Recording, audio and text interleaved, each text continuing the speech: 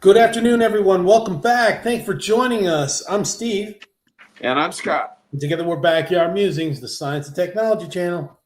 Yeah, and we're talking about our favorite telescope today and what it has been able to reveal. Yes, sir. Pretty cool.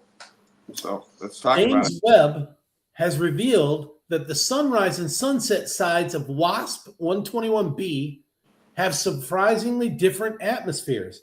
I don't know how that works. Maybe it's just a mistake. I don't know. I'll tell you all about it off camera. Okay. Astronomers using the James Webb Space Telescope have discovered striking differences between the morning and evening sides of the atmosphere of WASP 121b, an ultra-hot gas giant located far beyond our solar system. The findings provide the clearest evidence yet that conditions along the planet's day-night boundary, known as the terminator region, vary dramatically from one side to the other. Would you like to know more? I believe that we have talked about the WASP 121b before. I do. Yeah, I do too. We have. Okay, the research team led by Cyril Gap, a PhD student at the Max Planck Institute for Astronomy in Heidelberg, Germany, detected atmospheric differences that scientists had previously predicted through theoretical models, but had never directly observed in such detail. The discovery comes from measurements of infrared light from the planet's host star as WASP 121b passes in front of it. During these transits, some starlight filters through the planet's atmosphere become before reaching Earth. By analyzing how that light changes, astronomers can learn about atmospheric temperatures and chemical makeup. The observations revealed an imbalance in how infrared light is absorbed on the two sides of the planet's terminator. According to the researchers, this asymmetry points to significant differences in temperature and atmospheric chemistry between the dawn and dusk regions. Quote, with its unprecedented observational quality, James Webb Space Telescope gives us the most detailed glimpses into distant planets to date. By measuring how starlight absorption changes as WASP 121b rotates, we probe its atmosphere longitude by longitude. Cyril Gap said that. Okay. The data show that the evening terminator absorbs more starlight than the morning terminator. This matches existing theories suggesting that powerful winds transport heat from the intensely hot day side towards the cooler night side. As these winds move eastward with the planet's rotation, they warm the evening side. Higher temperatures cause the atmosphere in that region to expand, increasing the planet's apparent size, and allowing it to absorb more stellar radiation. Okay, time out. If this were a basketball spinning, yeah, right? But I mean, just planet Earth, there's no winds that are strong enough to carry heat from Japan over to here in the matter of 12 hours. You know what I mean? And we're talking about a gas giant. I don't know. Uh-oh, we've lost Steve on this one. Okay. Observations from the Webb Telescope's NIRSPEC, Near Infrared Spectrograph instrument, also revealed a stronger carbon monoxide signal toward the end of the transit, along with a slight overall decrease in brightness. Researchers believe the stronger signal results from temperature changes rather than an actual increase in carbon monoxide abundance. Okay, I can see that. Now we're going to talk about something that I understand. Water, commonly known as H2O, however, appears to tell a different story. The measurements suggest a genuine decrease in water molecules in the atmosphere. The upper atmosphere becomes hot enough to break water molecules apart into their constituent components. Is that right? Am I pronouncing that right? Into hydrogen and oxygen. Yeah. Okay. This finding provides additional evidence that intense winds are heating the evening terminator. Okay. Well, I'm sure we're probably not talking about, our normal winds here, like 40, 50 miles an hour gusts in the afternoon. Yeah, they're going to have to be significantly higher. Yeah. We're talking probably gale force winds.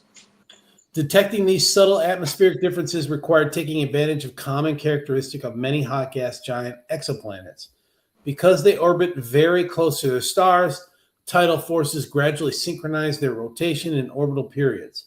As a result, one side permanently faces the star, while the opposite side remains in perpetual darkness. WASP 121b represents one of the most extreme examples of this phenomenon. Quote, WASP 121b is particularly extreme, with average temperatures on the day side hemisphere being around 2,770 Kelvin. That's And again, hot. okay, I don't know what a Kelvin is, but I guess we're about to find out. While those on the night side are closer to about 1,000 Kelvin. That's hot too. So that's still pretty hot, but that's quite a difference, right? Yeah. Co-author Tom Evans Soma from the University of Newcastle, Australia, explains that. He previously determined the planet's temperature range and is also affiliated with the MPIA. Those temperatures correspond to nearly 2,500 degrees Celsius, which is 4,500 Fahrenheit, on the day side, and 725 degrees Celsius, or 1,340 degrees on the Fahrenheit, on the night side. That's almost a 3.5 times difference. Yeah, that is warm. Yeah. As the planet crosses in front of its star, it rotates slightly between ingress and egress. This small change allows astronomers to observe different portions of the atmosphere during the transit. Although most of the visible hemisphere is the night side, the viewing geometry also provides partial views toward the brighter day side through both the dawn and dusk regions. The side leading the orbit corresponding to morning, while the trailing side corresponds to evening. Scientists use spectrographs to split incoming light into its component wavelengths, much like a prism separates sunlight into a rainbow. Because different gases absorb specific wavelengths, researchers can identify the chemical ingredients present in the atmosphere. As WASP 121b rotates during transit, the atmospheric signal changes over time. These time variations can be translated in differences across longitude. For WASP 121b, the planet rotates by roughly 30 degrees during a full transit. That amount is enough to distinguish the morning dawn and evening dusk terminators with remarkable precision. Normally, astronomers combine data from the entire transit to improve the signal. For this study, however, Gap and his colleagues allowed the signal to vary throughout the transit as the planet rotated. Statistical analysis showed that this approach fit the observations significantly better, providing strong evidence that the detected atmosphere differences are real. To test whether temperature differences could explain the observations, the researchers used atmospheric models that simulate how heat moves through the upper layers of a gas giant planet. Okay. Now they're using computer models. You get one thing wrong and it throws it off. The models successfully reproduce the general asymmetry expected from temperature variations across the atmosphere. However, the actual observations showed a stronger effect than the simulations predicted. Okay. This discrepancy led researchers to suspect that additional cooling processes may be occurring on the morning side of the planet. One possibility involves clouds. Previous studies have suggested that WASP 121b may host clouds made not of water droplets, but of minerals such as silicates. So that would be like a dust cloud, right? Dust cloud, yeah. Yeah. Such clouds can block infrared radiation rising from hotter layers below, making the atmosphere appear cooler than it actually is. Modeling cloud formation, condensation, and evaporation in a constantly changing planetary atmosphere remains extremely challenging. As a result, many atmospheric models, including those used in the study, do not fully account for clouds, which can lead to incomplete predictions. Oh, okay. Here we go. That would be AI, right? Yeah.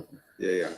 When the researchers modified their simulations to approximate the effects of clouds on infrared radiation, the results matched the observations more closely. Even so, more advanced modeling will be needed before scientists can confidently confirm the presence of clouds. Future improvements to atmospheric models are expected to strengthen this technique even further. The researchers have already identified additional ultra-hot gas giant planets with the right temperatures and rotation rates for similar observations. By applying the same method to more worlds, astronomers hope to build a larger sample that reveals how atmospheric conditions vary across longitude and whether common patterns emerge among these extreme planets. Yeah, Okay. more data, the better it's going to be. Yeah. And as usual, this stuff is way, way, way over my head. So I think it's fascinating, though. I think it's fascinating. yeah, that they're doing it, that they're studying this stuff. And, you know, thank goodness that they have tools like the James Webb Space Telescope to be able to bring these things clearer into view. So it's cool. Yep. Okay. All right, folks. Thanks for joining us. We'll catch you in the morning. Take care, everyone. Have a great evening, and we'll see you tomorrow. Thanks.